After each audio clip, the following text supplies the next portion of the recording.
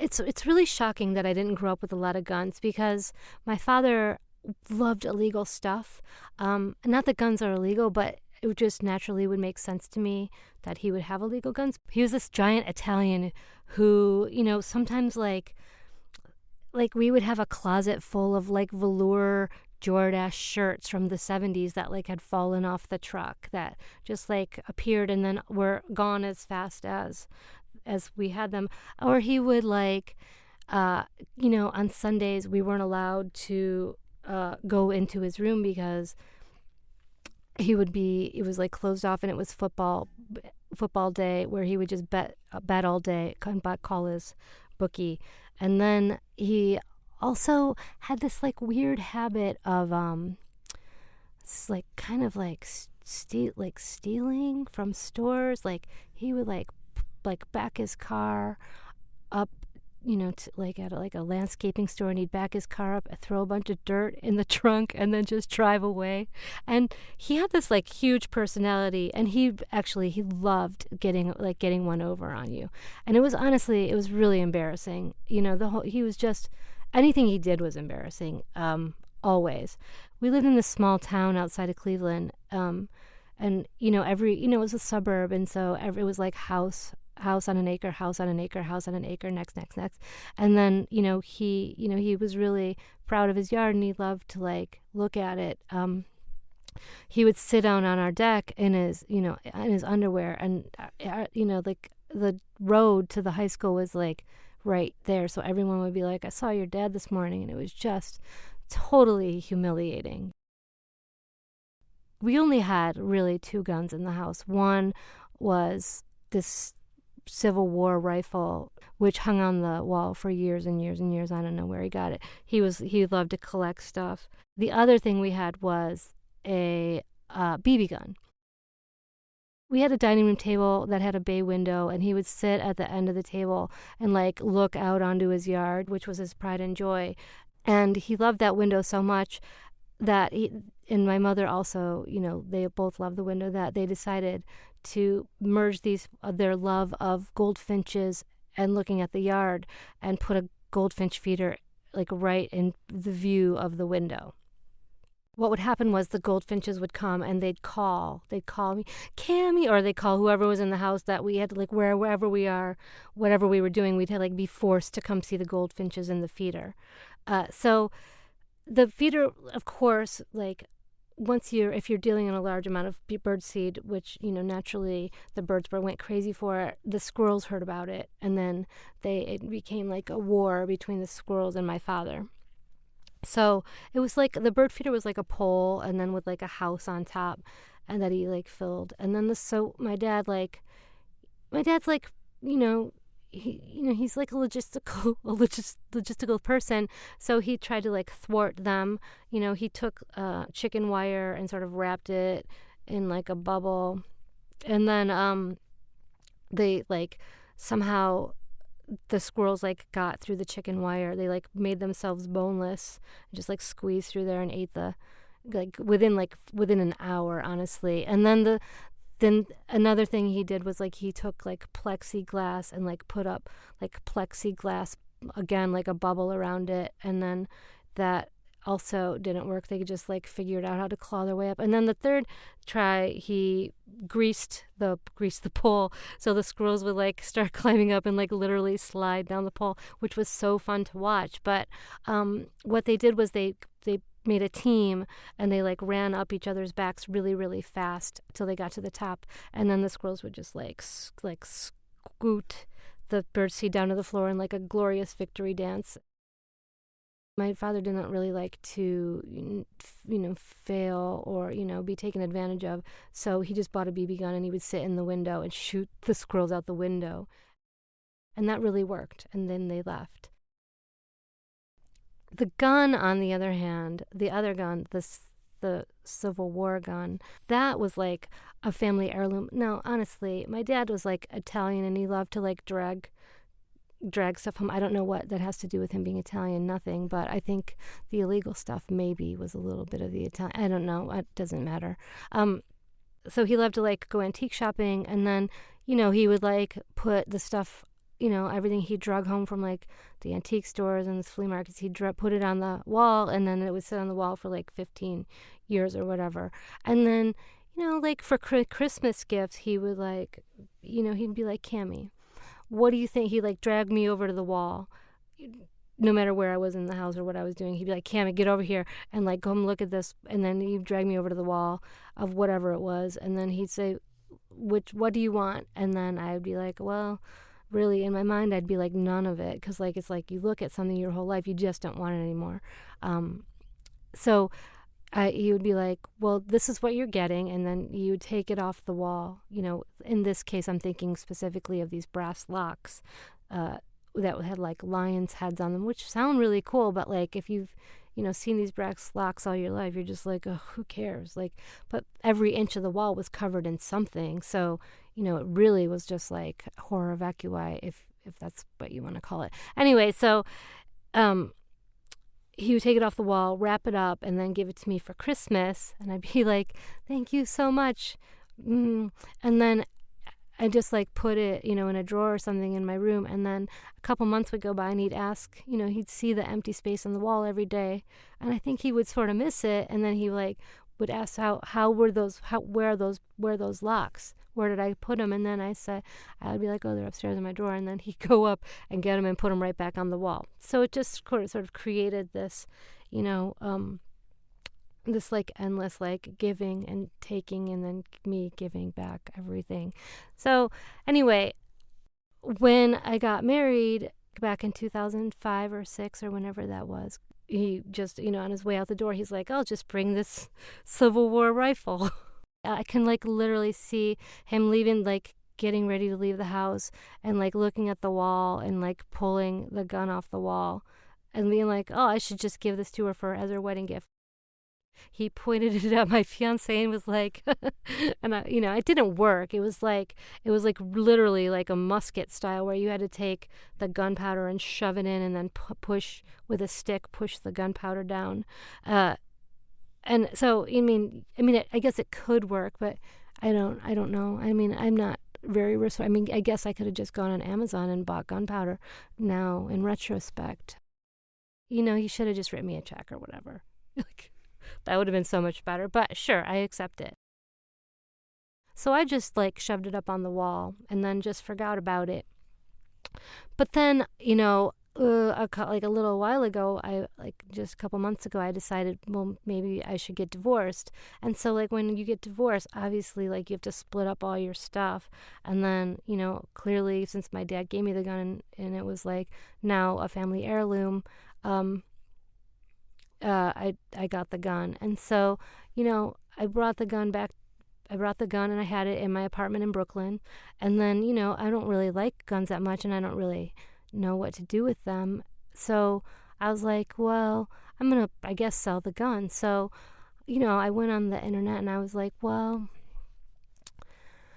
I'll look for someone to sell the gun to, and then I don't have a car, so it's not like you can just like walk through New York City like with a gun over your shoulder, like a 3-foot rifle over your shoulder. Like it just doesn't work out.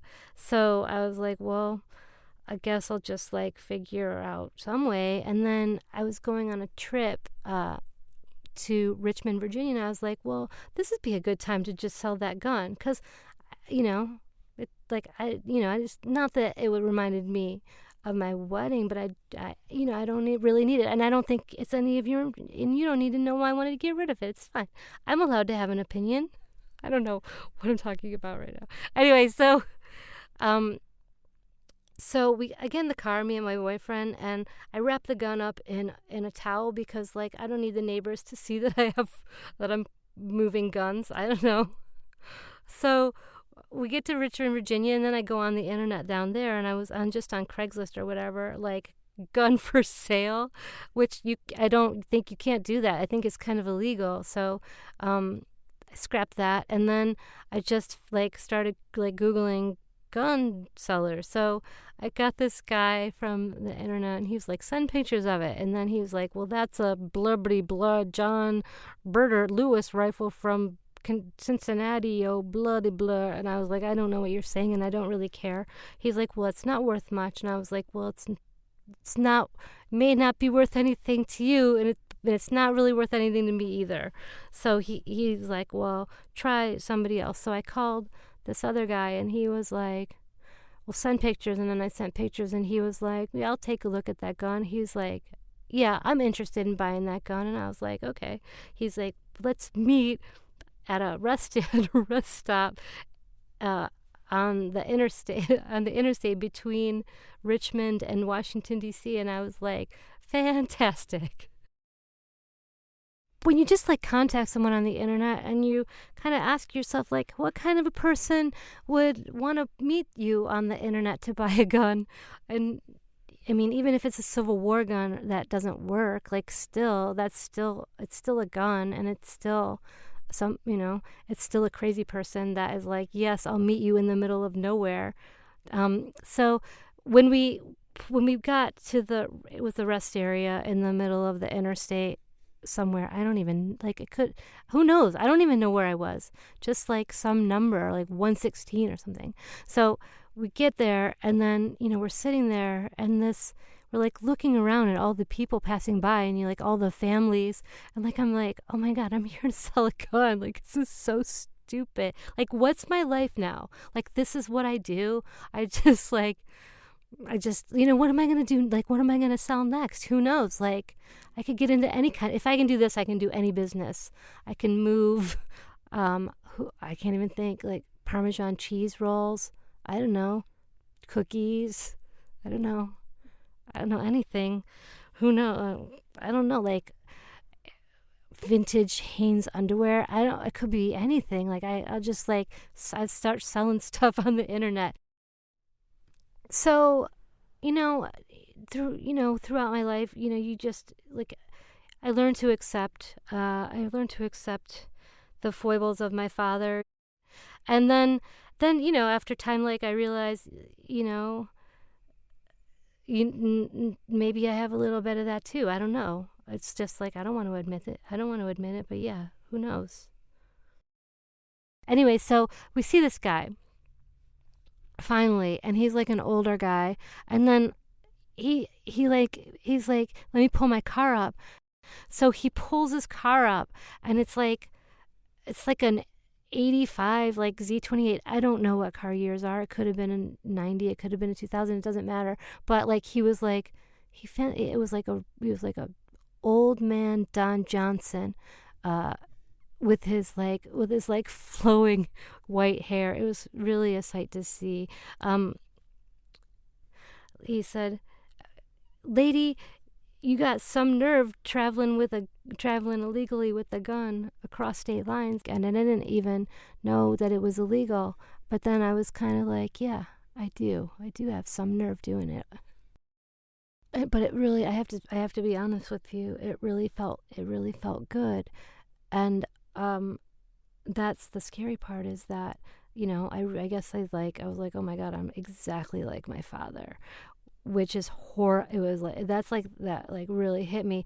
But what also hit me was that the guy that bought the gun, on his way, he like was getting in his car, and before he got in, he gave me his card, and he was like, if you ever come across any more guns or swords or rifles, call me. And I was like thinking, yeah, man, I will call you. You're you're the guy to call. But I don't think I will. But if I did come across any swords, I would definitely call that guy, because he wasn't an undercover cop, I guess, is the biggest reason I would do it.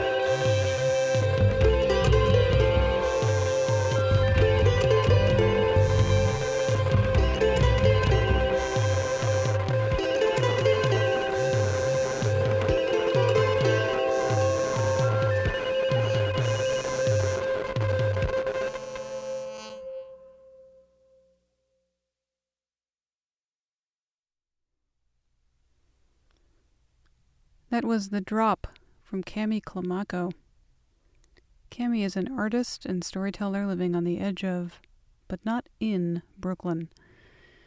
She reads spam emails like real news. And Cammi left a note for me to read to you.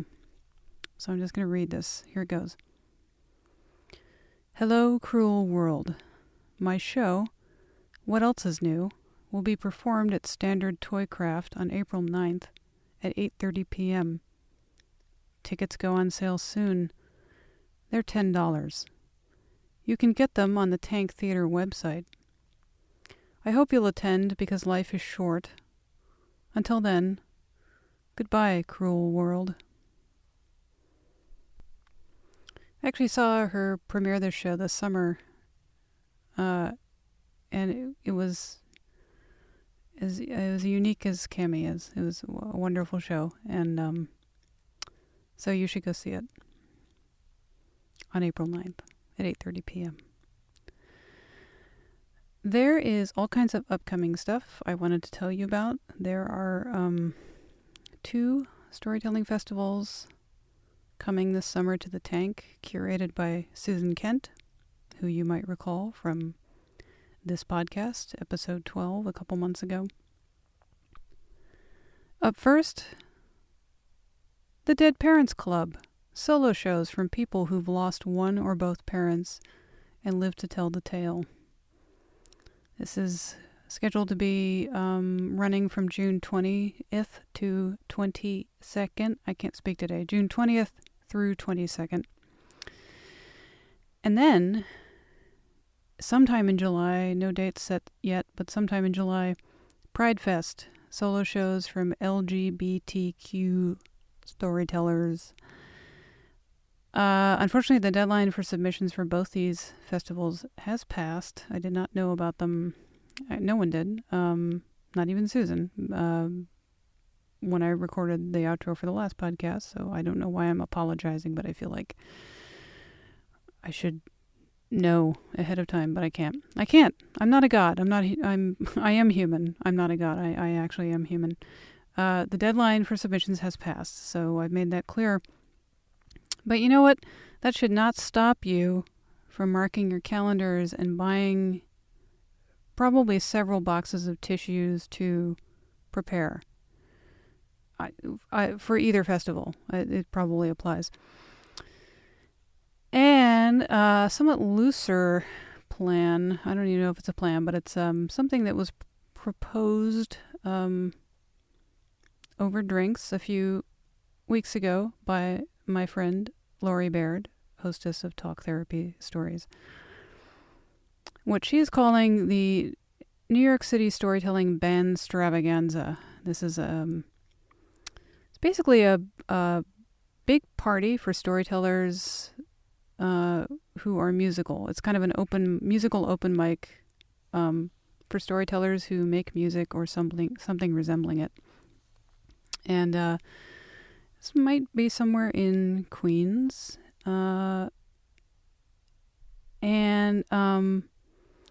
Again, it's very loose, no real plan yet. Even if it's going to happen, I just wanted to put it out there so you can start practicing your instruments should you have them. And I think the way it would work is that people would sign up. We'd agree on a list of songs ahead of time for people to learn. And on the date of the event, people would show up and bring their instruments and play in ad hoc bands.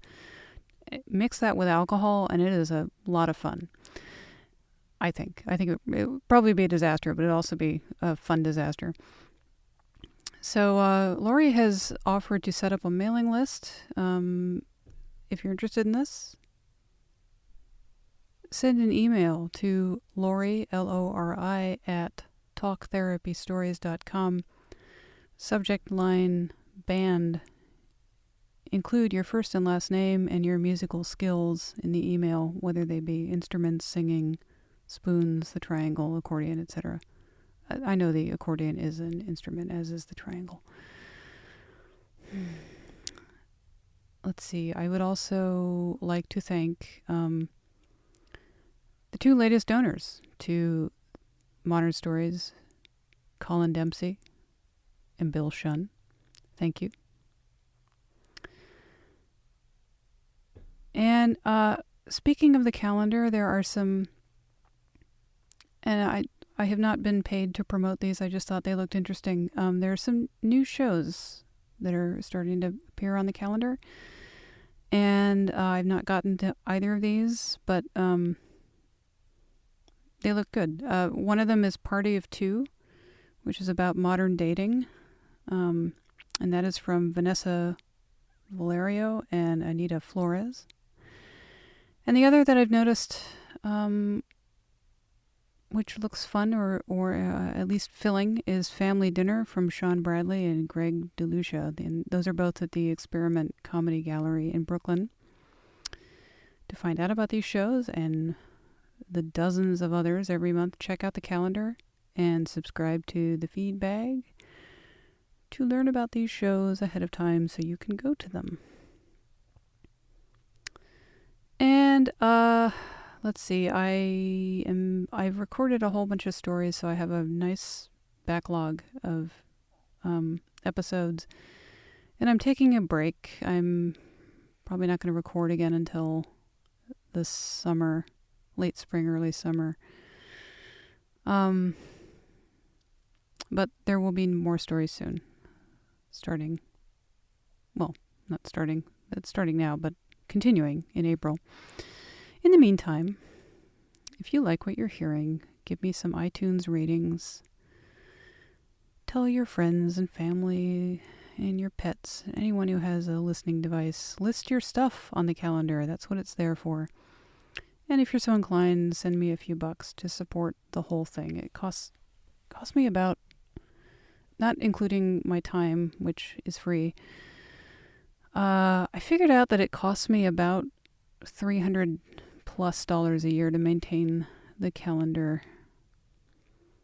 And the podcast is another, let me figure it out. Yeah, that's another $300 a year. So this venture is not cheap. Or you can always buy me a beer next time you see me, or a drink, a more expensive drink if you like. I also am partial to martinis, so as long as I'm not driving, I'm happy to take one off your hands. Okay. Talk to you soon. Bye.